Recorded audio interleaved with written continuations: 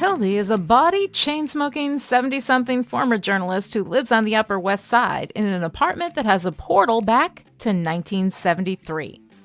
Time travel has rules, though, and Hildy breaks them by traveling back with healthcare aide Trista. Now both women will have to come to terms with their pasts before they lose their chance at having a future. From Ahoy Comics comes Alisa Whitney's Guilt. That's Gilt, a comic book that's Sex and the City meets the Golden Girls by way of the Twilight Zone. Call your local comic book store and ask them to order your copy of Guilt today.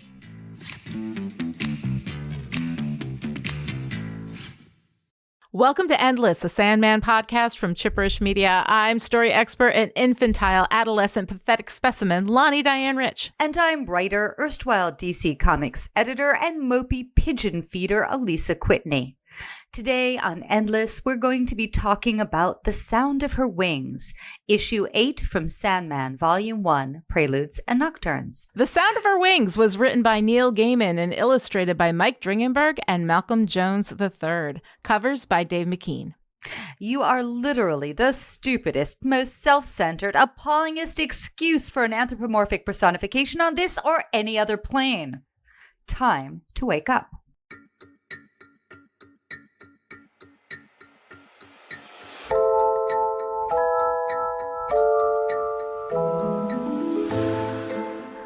Alisa, so here we are. I can't believe we've finished Preludes and Nocturnes. We've got issue 8, The Sound of Her Wings. And so I just wanted to kind of get a general feel from you. What did you think about this issue? I felt that this issue was kind of a reset in the sense that it offers a new reader a perfect jumping off place. You could actually just begin the series here, and I am pretty sure a lot of people did back in the day. Yeah, I really like The Sound of Her Wings. It does feel like a coda. You know, we've finished our story, we've finished our narrative, and now it is sort of this moment where we're kind of taking a breath, taking a look at everything that has happened. You know, we even rehash the whole thing, the whole story from beginning to end, you know, through a dream explaining it to death.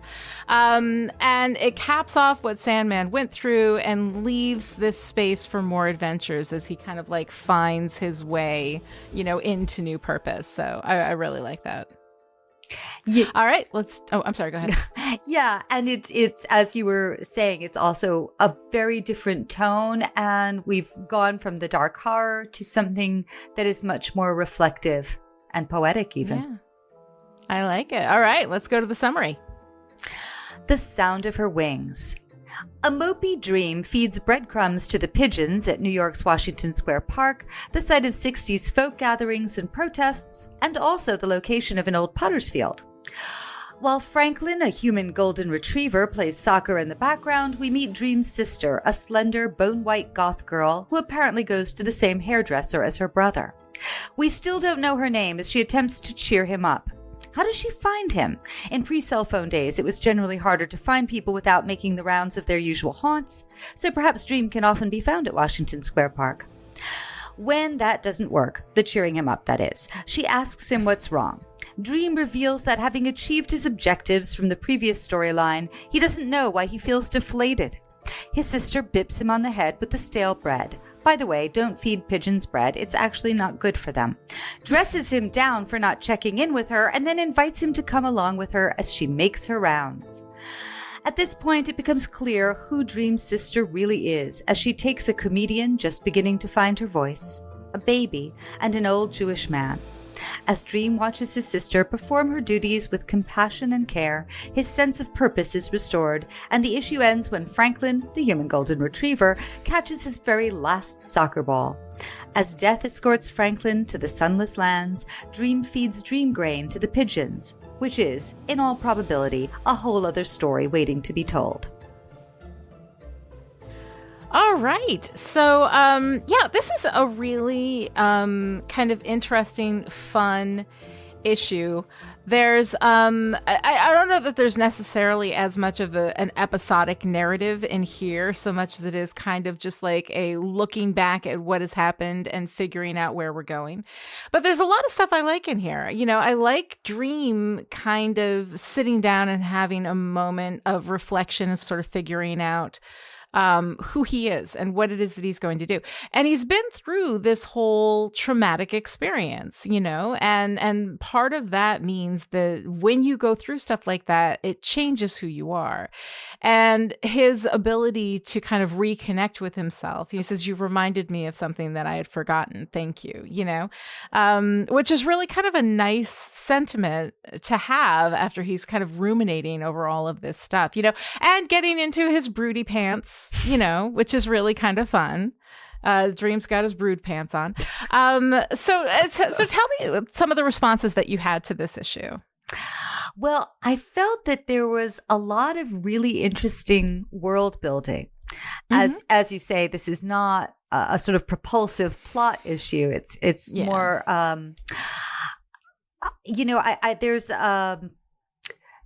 there's a writer, and I'm trying to remember who it is. Maybe Donald Mass, who's actually an agent, who talks about scenes, summaries, and postcards. And postcards are moments where you go deeper and you reflect, and through the character, you reflect inward and understand their situation more deeply. It's very literary. And this is a postcard moment in a lot of ways, but there's also some really good world building. Going back to that first issue, we learned that Roderick Burgess was trying to capture Death, and we knew that she was one of the Endless. I don't think we knew that she was a she. Yeah. We also learned there were 3 others: Destiny, Desire, and Dream. And of course, now we know that Dream is the Sandman. But this is the issue where we learn that the Endless are siblings, and as befits anthropomorphic personifications of abstract concepts, they really act like siblings. They are truly anthropomorphic. At this point, we only know about Death, Dream, Destiny, and Desire, who are all mentioned here. We'll later learn that there are or were 7. But we already learned that Dream and Death are closer to each other than either is to Desire. I think Death lets slip. What is it? She says, "You're as bad as Desire, or worse." It's fun seeing that relationship kind of play out too. Is that he's going through this whole broody thing, and she lets him do it, and then she unloads on him. And she said, "I was worried silly about you," And then there's also this really nice turn between them when he says, "They were after you," and she says, "I know." And she just moves on, through it. And then he's like, "What would have happened? The catastrophe that would have happened." And she doesn't sit on it.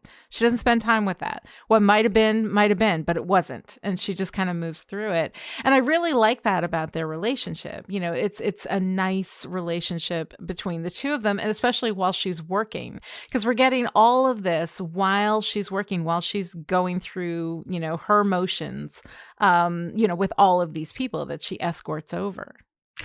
This is just an aside, but in reality, wouldn't they both be working nonstop?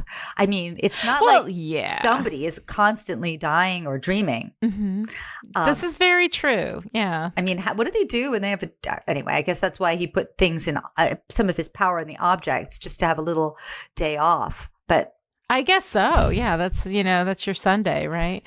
I don't know. I mean, I was thinking about that too. I was like, well, she's bopping from place to place, but people are dying everywhere. And if she was constantly escorting every soul over, there would be no time time would have to not exist. Which may be part of it. Maybe time doesn't exist for them in the same. I mean, clearly doesn't exist for them in the same way. So maybe there's a concept, thing there. But the long and the short of it is that here we have, Death and the sound of her wings, which is this thing that we keep coming back to. We keep touching that stone throughout the run of this, and talk about sound a lot, and Sandman, and I always find that interesting because here we have, it was essentially a visual medium, and I remember in 24 Hours, it was listen, listen, listen, And here it is, I hear the sound of her wings. I hear the sound of, of the breath or the wind or whatever. He was always talking about sound. And I really like that we bring that sense into a medium that doesn't necessarily deal with that as much, because we've got all these incredible visuals. And so we spend all this time in this visual space and not really so much in the sound space. But in these, he keeps bringing us back to that, kind of like an anchor. And there's such wonderful symbolism about wings and, Death Angel, although she's not an angel in this. Yeah. I also was thinking that, she is, on the one hand, she's this, ginchy goth anti-dream girl, anti-dream in the sense that she is very much a foil for Dream.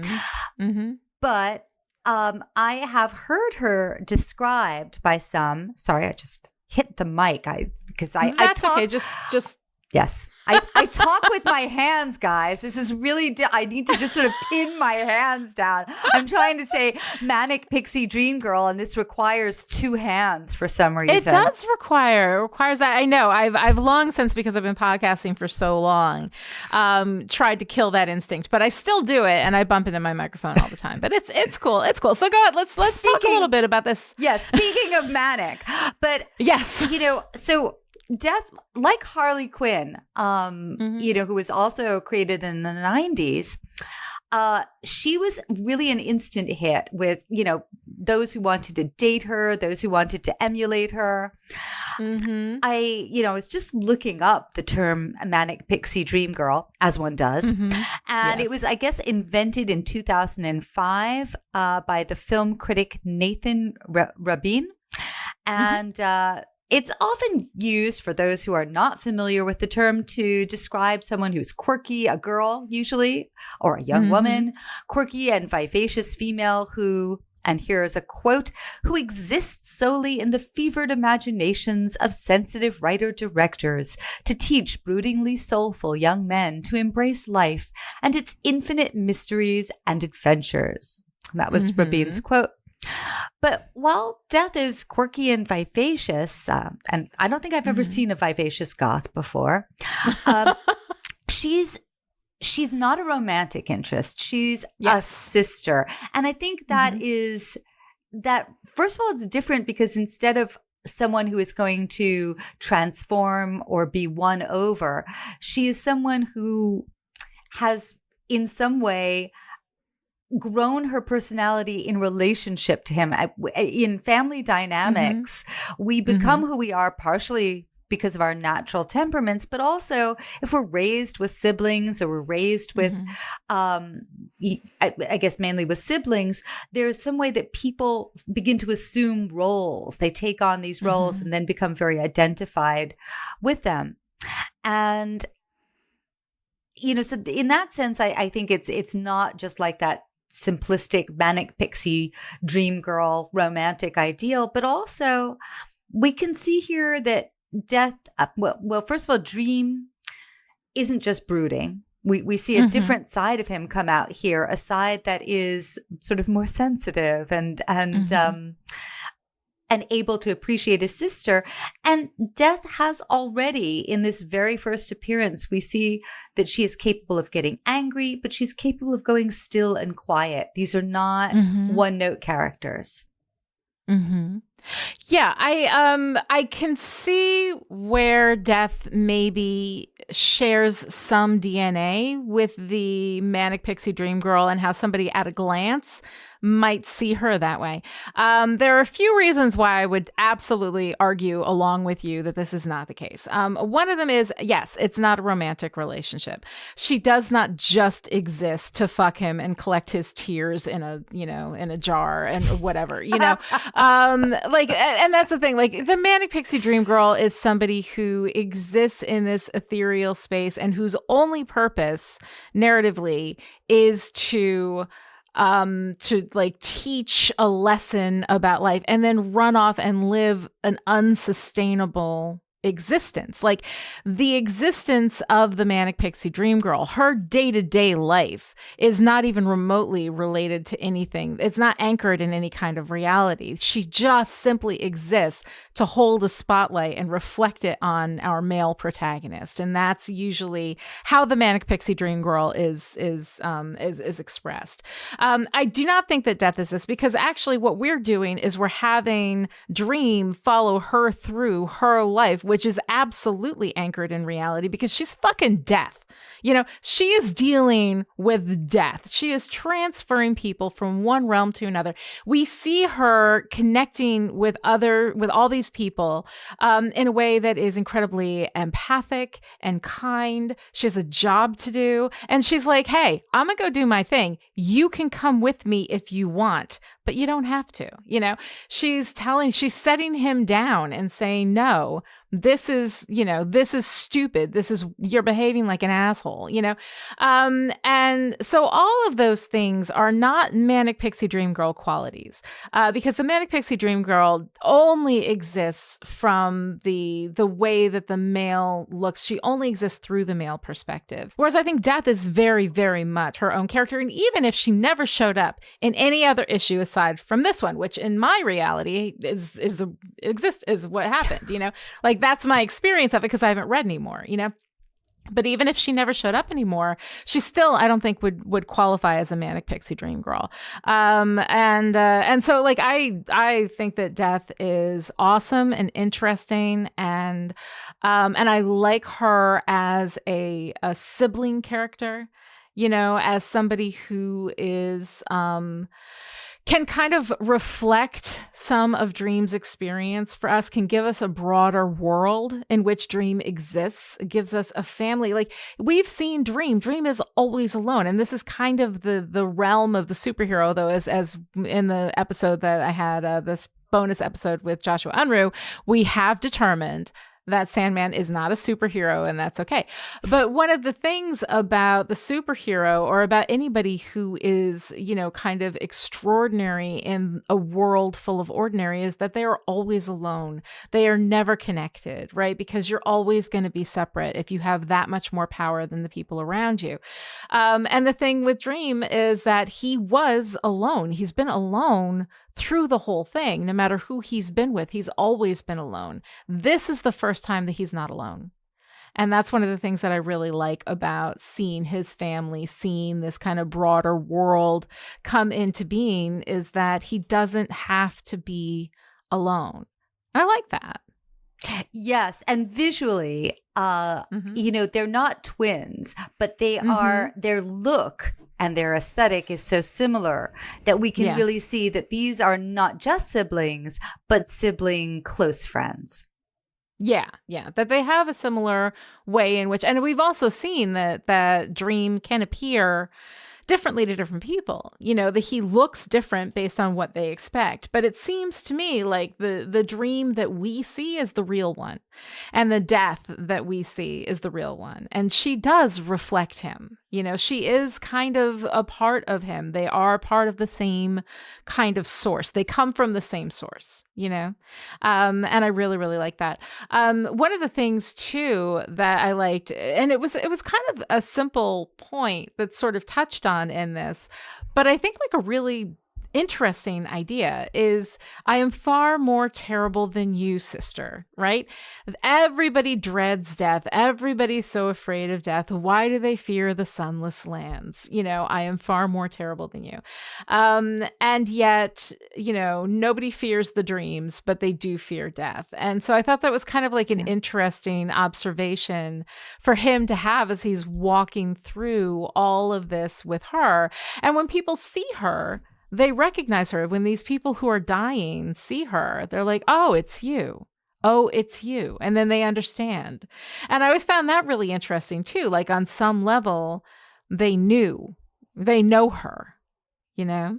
Yeah. And I mean, I think about different fictional and mythological or legends I've heard about death. And I think the idea that it's not just after you die, but as you're dying, in that moment of passing, that you recognize death. And I think that falls in there. I view this dream being more terrible than death in an interesting way. This is one of those moments for me where I think, oh, I remember how I read that and how I absorbed it in the 90s when I was in my 20s. And I know how it feels a little different to me now. This is not in my notes, but I have this theory that I call death virginity. And so what it is death virginity to me is the first time that you lose someone who is not necessarily, it could be just someone really close to you, like a beloved grandparent, but or even a beloved pet, and you're aware that death can touch you. But there's a deeper sense of it, I think, that happens the first time you lose someone who he's one of yours, who's in your sociological cohort, who's your age, who wasn't someone you were expecting to die. And, some people that happens quite young, some people it happens when you're older. And I had already lost a friend who was my age when I read this, but I still think that I hadn't experienced as much death. And so I thought of that as both a cool line, like, oh, dream is more terrible than death, sort of a cool way of twisting the expected, inverting it, but also a glimpse into the personalities of each of the siblings. Now I am viewing it a little differently. I'm thinking that Neil is speaking again on some of the themes that Shakespeare touches on. And, there's that famous part of Hamlet's soliloquy where he says, to die, to sleep no more, and by a sleep to say we end the heartache and the thousand natural shocks that flesh is heir to. And I'm going to skip over because I feel a little self-conscious now, like I'm not the greatest actor in the world, but to die, to sleep, perchance to dream. There's the rub, for in that sleep of death, what dreams may come. And this is the opposite, the idea that the horrible thing is not, the terrifying thing is not the dreams that come after we die, but the dreams that come when we're still alive. And in that sense, this is the idea that there is something more terrible than death, because death is either an ending or such a complete transformation that it's truly a new beginning. And as I personally am grappling with a loved one with dementia, I am thinking how we spend so much time fearing death, but this feels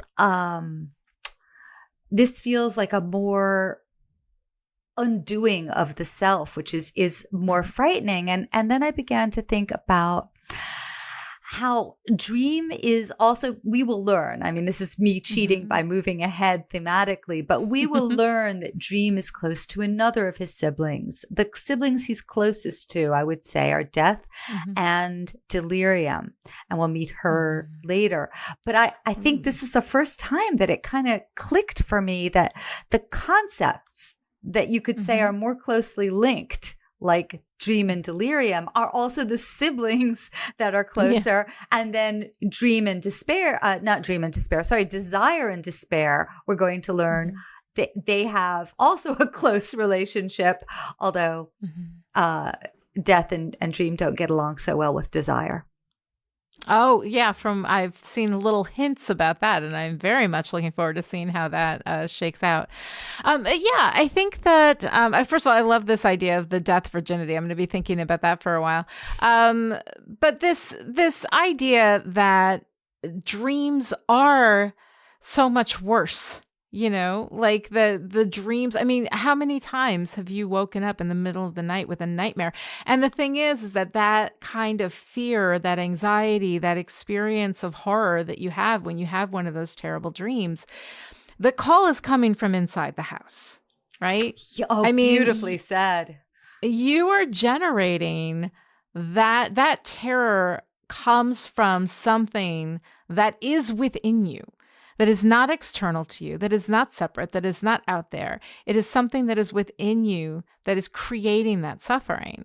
And what, that may be, who the hell knows, but that darkness is there because it's showing up in your dreams. And, people experience that in all sorts of different ways, whereas death really is about a transformation, and it is about moving from, one experience of existence into another, and who knows what that other experience is.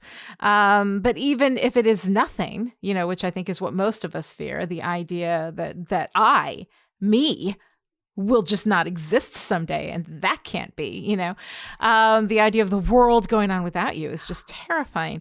But it would be just nothing. And I mean, how bad is that? Oh, this is what you said just made me think. So Nabokov, I think it was his memoir, Speak Memory, said that he always was very disturbed as a young child by looking at pictures of his family from before he was born. And I remember the line, "The cradle rocks over an abyss or above an abyss," because it's the idea that that period before you were born sort of rhymes with the period after you die. Right. I also wanted to say that, one of the things that is really interesting about the story, and kids don't try this at home, is there really isn't any external conflict. This is, I mean, it's literary in that, it's just a character trying to regain a sense of purpose, and ends with an epiphany, which is incredibly hard to pull off. I think one of the ways that it works is that we all have this enduring interest in what would a day in the life of death really look like. And Neil will come back to that later in a death special, which is also maybe someday we'll do like a little coda thing and do the death special. Oh, I'm completely into it. And I mean, the thing is, in order for a narrative to work, I mean, it doesn't always have to be an external conflict. An internal conflict can also work. And we do see Dream sort of struggling with, he wants to find something that is eluding him, which is, I think, a sense of purpose. I think that he came out of this, captivity, and he had purpose. He had a quest. He had something he was supposed to do. And he did all of those things, and then once he did it, he just felt kind of blah. And he also talks a little bit about how, getting his vengeance was just not fulfilling either, because the vengeance is one of the things that was not about the quest. The quest was to get the sand and the ruby and the mask and all of that. But the vengeance was just purely for fun. It was extracurricular, but it also was not really fulfilling for him, and kind of going through, and especially, when I think about that scene with Nada in hell, I have not forgiven you yet. She is stuck in hell, suffering, and he has not forgiven her. So there is a sense of vengeance within Dream, but also we've seen him be incredibly kind and incredibly empathetic to people, and caring, and using his power to ease suffering. He is beginning to find purpose, and he is struggling, I think, with that transitional space in which you've come through one experience, you are changed because that experience, and then you don't know who you are now or what you're going to do. And spending all this time with death has kind of given him that. So while it's not a really strong sense of conflict in that we have, two goals that are, that are mutually exclusive, kind of creating that tension that generates that kind of narrative juice, I think that there is an internal conflict for Dream, and that he is in search of something that he cannot reach. He wants something that he cannot figure out. And then she is the kind of method through which he figures it out, and he gets the answer that he needs. So yeah, it's not a strong narrative conflict. I'm not sure it's a narrative conflict because I don't think we have goals that are mutually exclusive. But it is a narrative. There is stuff happening here. There is something interesting. It is a transitory kind of liminal space where we are handing off from one story to the other, from this story to the next. And one of the things, too, that I read the afterword in the omnibus version that we have, where Neil was talking about the experience. And one of the things that he said is that the sound of her wings was really where he found his voice, where he felt like he had Sandman down. And one of the things that I really liked about that is that for the writers out there, this is Neil fucking Gaiman, right? Who went and wrote 7 issues, and it wasn't until the 8th one, after a year of work, that he felt like he was beginning to get the voice. So everything is an exploration. Everything is a matter of finding your feet. Even the greats like Neil have to walk through that process. And the only way to find your voice is through the work. There is no way out but through. You are never going to start with word 1 and be absolutely where you want to be. And so all of us as writers need to write our way to where we end up. The nice thing about those of us who are novelists is that we can start writing that and nobody ever sees it, because by the time we get to the end and we finally figured out our voice, we can go back and rewrite that. But when you're over the course of a year writing a number of issues that need to then be, illustrated and edited and then released and then, all of this kind of stuff, when you are laying track as the train is moving, that is almost impossible to do. So I just want everybody out there who is like, oh my God, Neil Gaiman, like, yes, oh my God, Neil Gaiman, he's amazing. He's an incredible talent, and he has to work through the work to find his voice as well.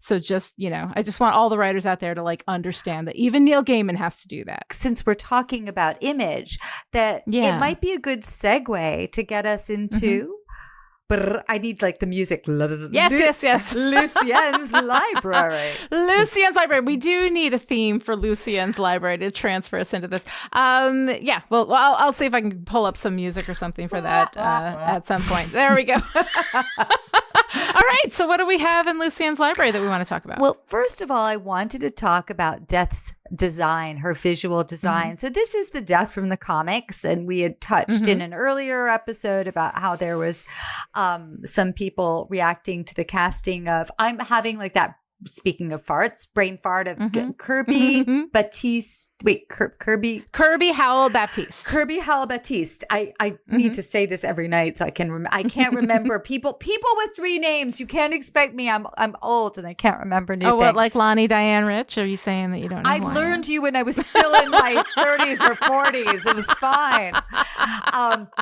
Anyway, so there were people who reacted, to her casting and said, wait, she neither looks like the character in the comics nor like my collectible action figure. And and I know that this was an issue, but so I'm just going to talk for a minute about this Death, who is very bone white. And so she was based on a friend of Mike Dringenberg's named Cinnamon Hadley. And she was born in 1969, I believe. So she would have been in her teens probably, or just turning 20 when Dringenberg was drawing her. And she died, unfortunately, of cancer-related causes. I believe it was 2018. But her face, her figure, her aesthetic are reflected in Dringenberg's art. And Mike called her his muse for this. And I think it's an interesting thing to sort of, as we're talking about where we find inspiration, how the artists came up, so Neil came up with the idea, and I don't remember, I have to look back and see what the original description was. But this particular iteration was also a collaboration with Mike Dringenberg, and also with this young woman who created this look. And, if you look up her name, you can see some images of what she looked like and how she dressed. And so I just sort of wanted to credit the muse as well. Yeah. And I thought it was also maybe, I mean, I want to give you definitely a chance to weigh in, but I thought we should talk a little about costume and wardrobe in Sandman. Well, yeah, I mean, one of the things that I talked about with Joshua is one of the reasons why Sandman is not a superhero is because he does not have a costume. Yes. You know, I mean, he has that big coat, you know, and I would argue that the mask, you know, the helmet, maybe something somewhat costumey. But overall, I mean, he's just the dude. Right. You know, and he appears differently to everybody. And so there is, you know, kind of this ephemeral sort of sense to like who he is at any given time in any given space, you know. But it is, yeah, like they do have a look. You know, they clearly have the same hairdresser. Yes. Well, I give a workshop, which is visual storytelling for prose writers. And one of the exercises that I do is I say, think of yourself as the art director. Think of yourself as the wardrobe person. So even if you don't have a costume, you'll probably you'll gather a wardrobe with a very particular look for a character. And in movies and TV, characters often dress more consistently. I think that, you know, we might have, you know, different looks for different occasions. I don't know that I present myself as coherently as, you know, basically, you know, bohemian hippie chick is my aesthetic, but there are, you know, occasionally strange, you know, Julie McCoy white pants that might crop up. But when you're doing it for story, you want a more. Oh my God! It takes somebody our age to get Julie McCoy white pants as a reference. But yes, I'm sorry. Continue. That was a Love Boat reference, friends. I love that. Yes. So, anyway, I wanted to mention that. So there is this distinctive wardrobe, and Neil also had a distinctive wardrobe look. So when I first met him, he was known for always, you know, he had his shaggy tousled hair, which he still has, was clean shaven,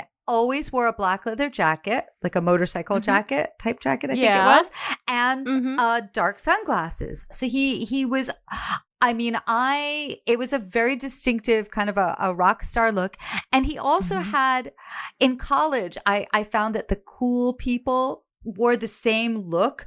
And if it was freezing, they didn't need an extra jacket. And if it was boiling, they didn't take off their cool jacket.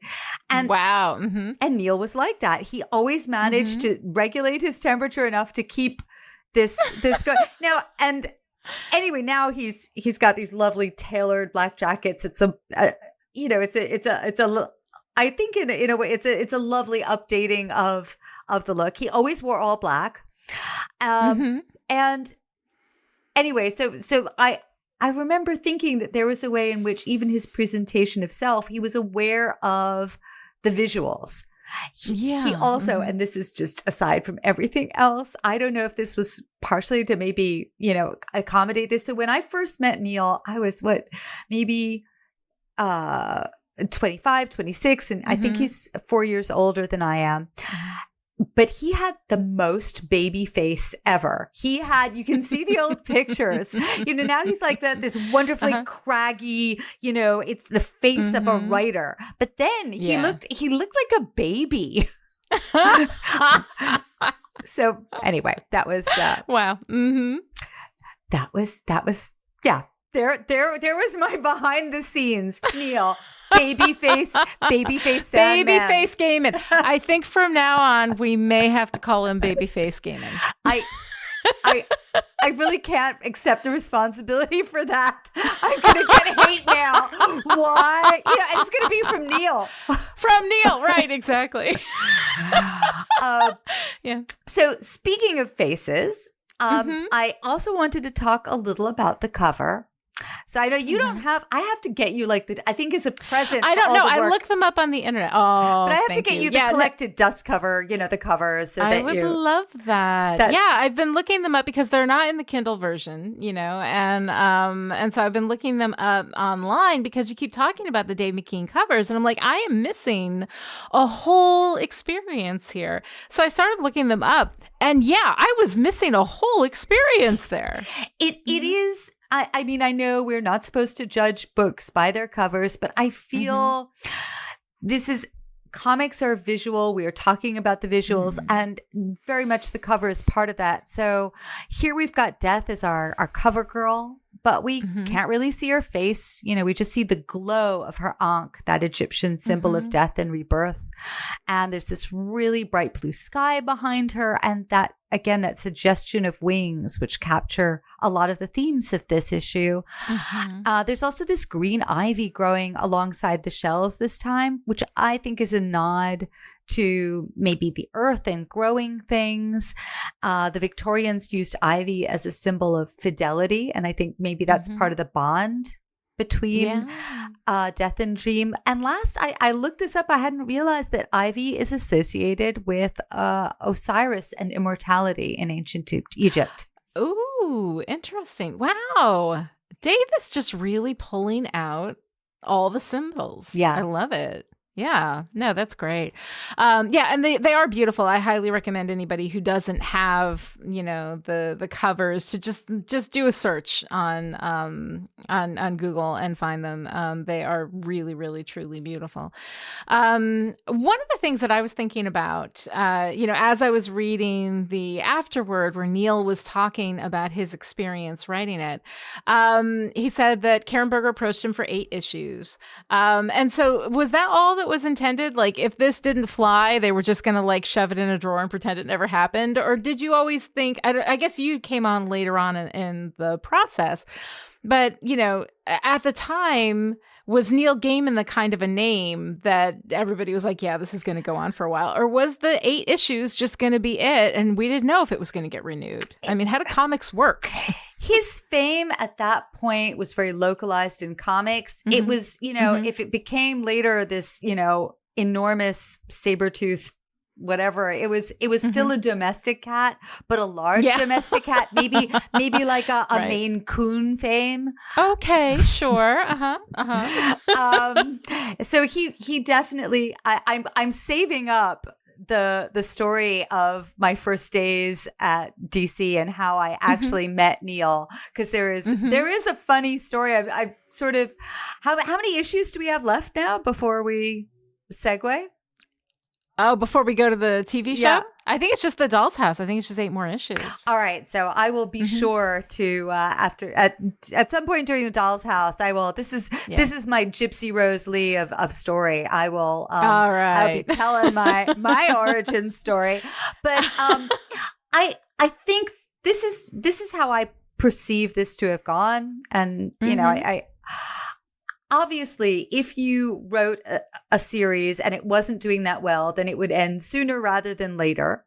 Things were not routinely collected into graphic novels. That is something that happened later, where it found a second life.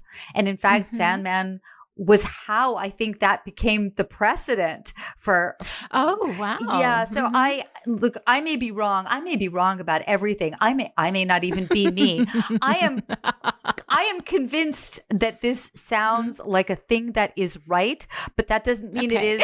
But I believe that it was Sandman and the collection of Sandman that where it became much more of a thing. And I'm sure now Josh and a million other people are going to say, no, it was, Floyd McFerguson's famous, Newt Man, the series. Right. I'm so sorry, guys. There's so much I don't know.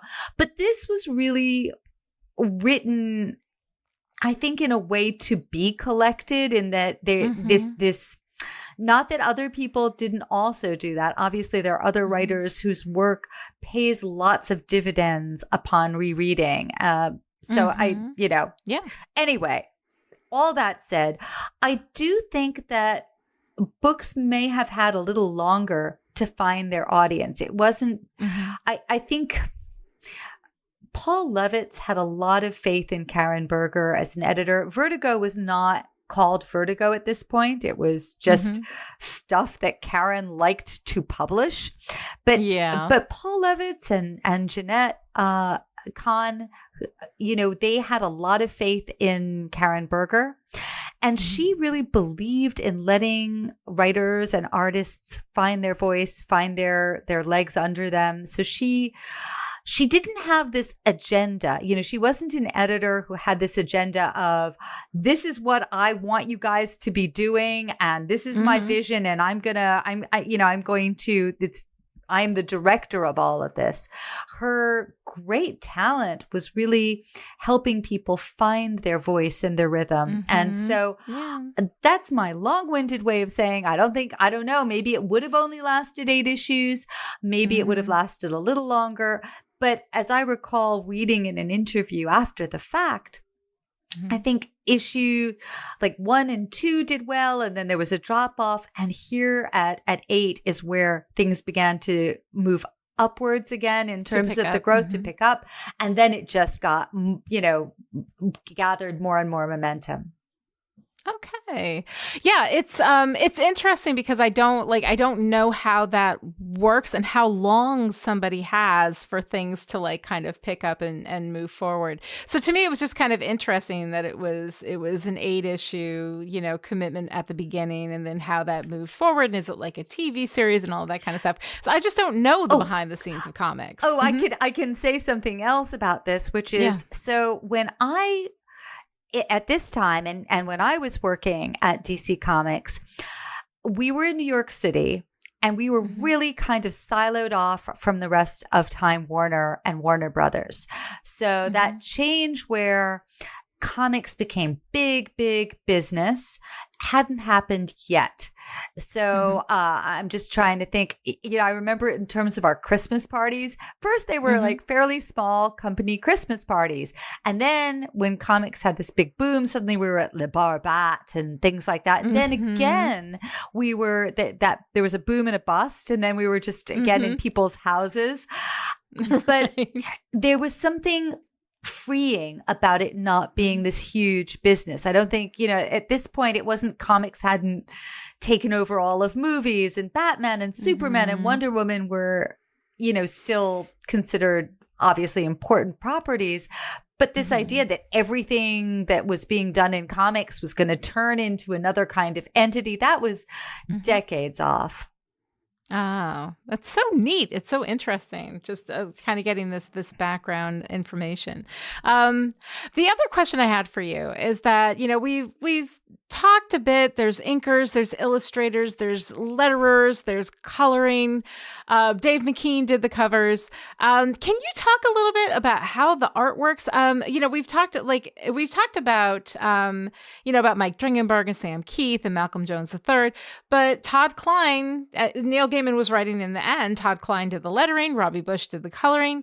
What is the difference between like an inker and the coloring person? Like, I guess I don't understand all the different stages that the art goes through and all these people working together on it. And I feel like, I've been remiss in not crediting all of the artists on this properly throughout this process because I just didn't know any better.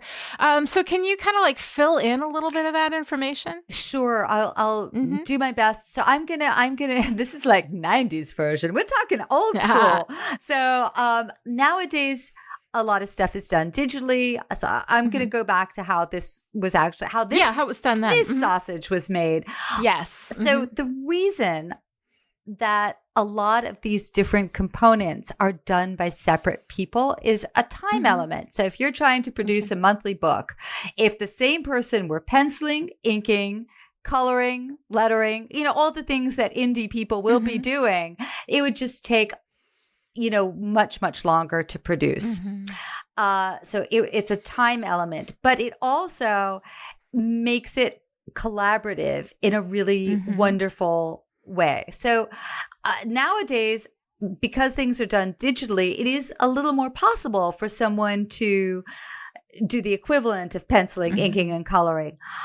I'm going to say, though, that later in Sandman, one of the first issues that was penciled, and we had the technology to just keep the pencils and not do inks, and that was a Michael Zulli illustrated issue. Now, some artists really, like Zulli's style was a style that really lent itself where you wanted to see all the pencil.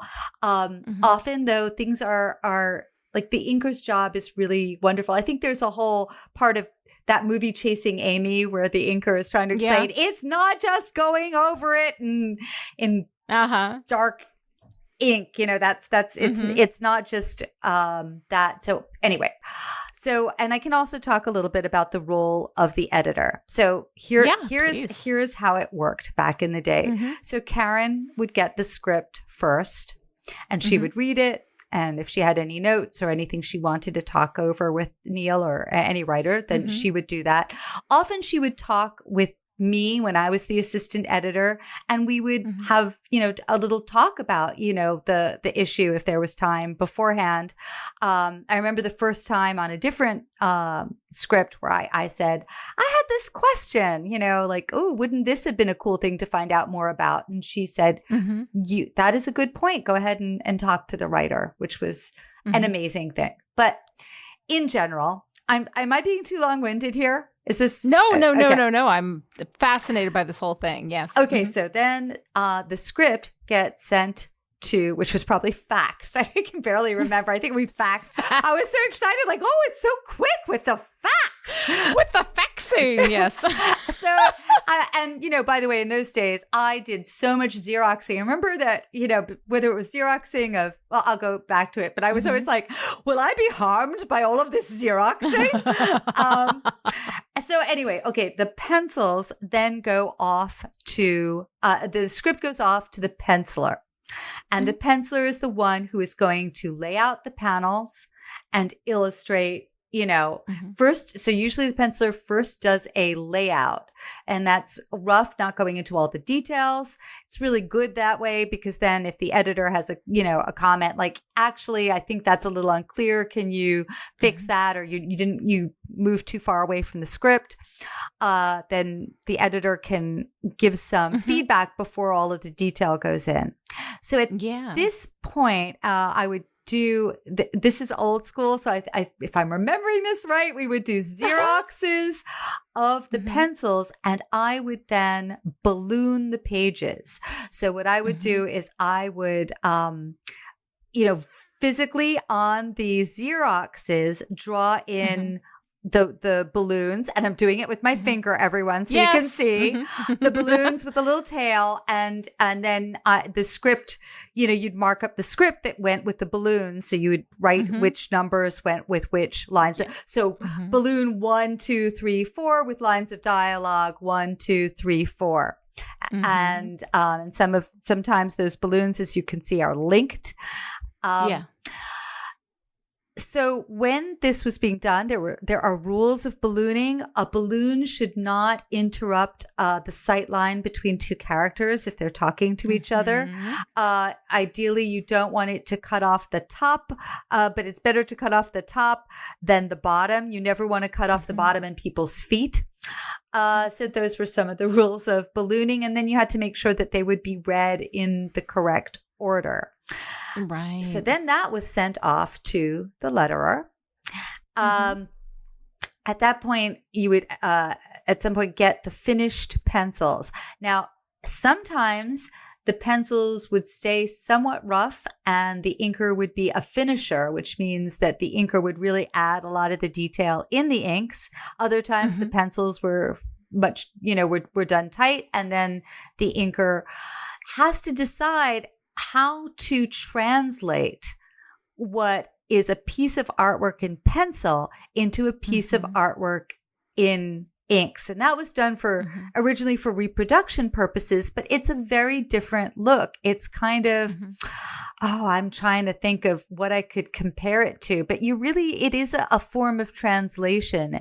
And so where you're placing the blacks, how you are getting in textures, how you are drawing the eye and balancing the image. I mean, I'm not the best person to discuss all of this. I have artist friends who are probably now laughing and like doing shots just to get over me trying to describe this. But tell them to come here and get on the microphone, explain all of this to me, because I know nothing. I'd love to talk to them. So yes, obviously an artist and particularly, someone who's an inker will be able to speak about this in more accurate detail. But it is a form of translation. Then, the lettering on the boards would come back before the inking. Then came the inking, and then the colorist would have Xeroxes, and there would be like a color chart. And as I'm recalling, so then when we got the colors back, there were color separations. We'd have to look at the color guide, which was done sort of with paints, and there were codes, and you would have to check the code and the paint guide against what had been done by the people separating the colors. Now, Shelley Roberg, who was at the time Shelley Bond, she was the assistant editor who came after me. She was amazing. She could look at a bunch of like those tiny little like dots of color, which, I'm nearsighted. I can't, she would look and she'd say, oh, well, that's an R2B23. And clearly what was called for there was not, whatever. And I cannot even imagine. But the colorist would try to capture the mood, try to understand how to work in flashbacks. We used to joke, if something wasn't as clear as we thought, it perhaps could have been, color will fix it. Color will fix it, we would say. And so I don't know if that is making sense. And part of the role, which I just left out of the editor and the assistant editor, was to figure out the schedule. So you have a schedule where, there's the big thing you don't want is for the book to ship late. And so you have to make sure that everything's coming through on time and being processed appropriately. You had to make damn sure in the old days that you did not lose the original art. So, oh my God, that was you said that and my heart just went, oh God, I got to tell you. So we had a file cabinet, and one time one of the pieces of original artwork fell down the back. You know how things can fall down the back of a file cabinet, and I could not find a page. And I just remember that I thought the world was ending. It was one of the most frightening, because we would send the art back to the artist. That was another one of my jobs. Yeah. Oh my God. Well, that whole process, it is amazing when you think about all of the steps that went into building this. And I meant it. If any of your artist friends want to come on the show, I would spend an entire hour doing nothing but listening to these stories of how the art is made. I think that is amazing. And that you guys had all of those skill sets in story and visual and all of that kind of stuff to pull it together is just so incredibly fun. God, I wish I'd known you back then. But okay, let's go ahead and start wrapping this up. Here we are with The Sound of Her Wings at the end of Preludes and Nocturnes. What's your favorite page? Oh gosh, the gorgeous page where we see a really beautiful image of death in the third panel, and then we get the fabulous bip of the bread on the head. That's a really, really fun one.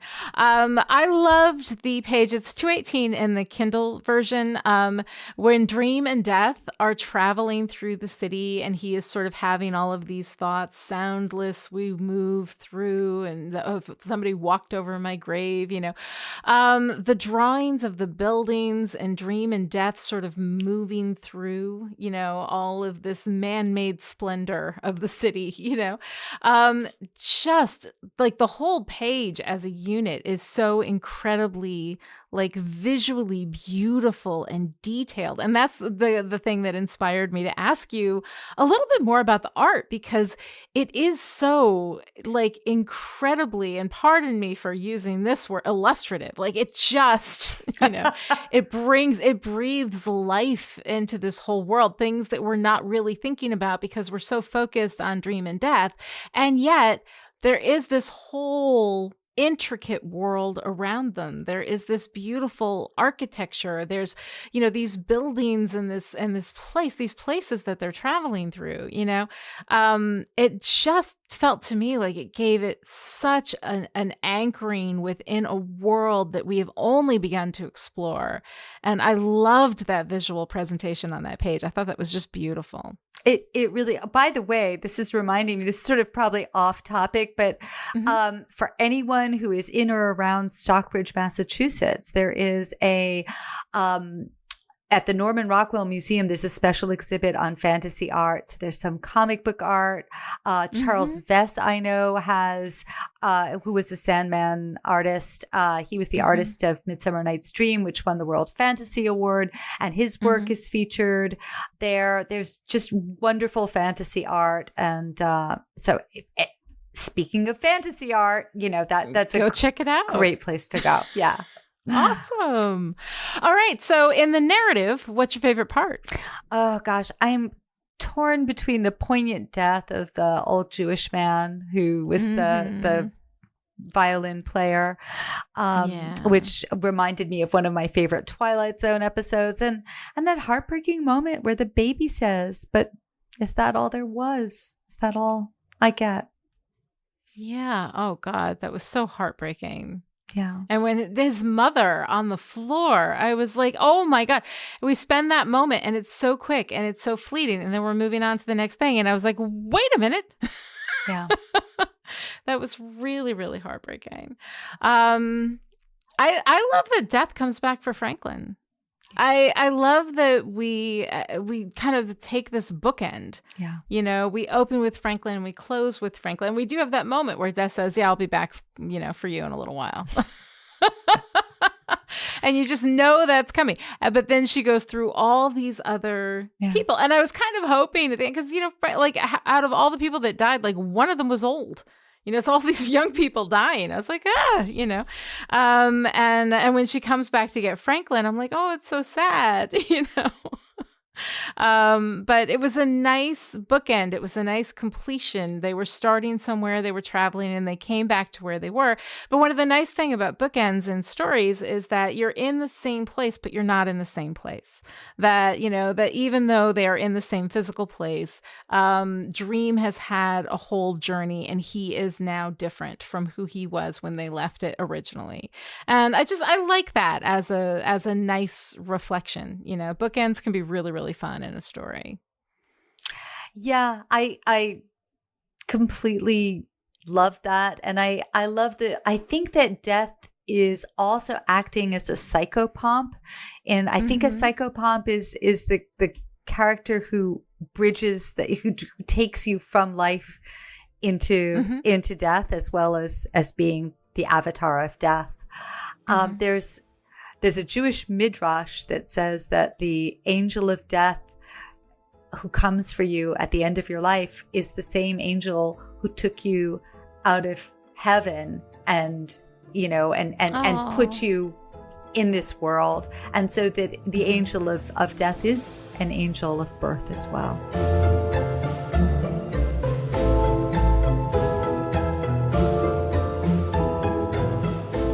If you enjoyed this conversation, would like to join in, connect with the show on Twitter, follow @Chipperish and use the hashtag #EndlessPodcast, or send your comments or questions to endless@chipperish.com. This episode of Endless was brought to you by the Chipperish media producers who support us on Patreon at the power producer level. These people are the reason why Endless is coming to you free and ad-free right now. So thank you to Abby, Alice, Christina, Erica, Jonathan, Kevin, Kristen, Michael, Rose, Sarah, Shelley, Stephania, and Stephanie. And this week's special message is for our power producers. It is as natural to die as it is to be born. To find out how you too can support Chipperish Media, visit patreon.com/Chipperish. Other ways to show your support: write a great review on Apple Podcasts, tell your friends about the show, or live out every comedian's nightmare and die on stage. This episode of Still Pretty was edited by Chipperish content editor Jack Cram. Jack, you have taught me something I had forgotten. I thank you. We will be back next time with Volume 2, The Doll's House, Issue 1, Tales in the Sand. Until then, from dreams I conjure a handful of yellow grain. I throw the grain into the air, and I hear it, the sound of her wings.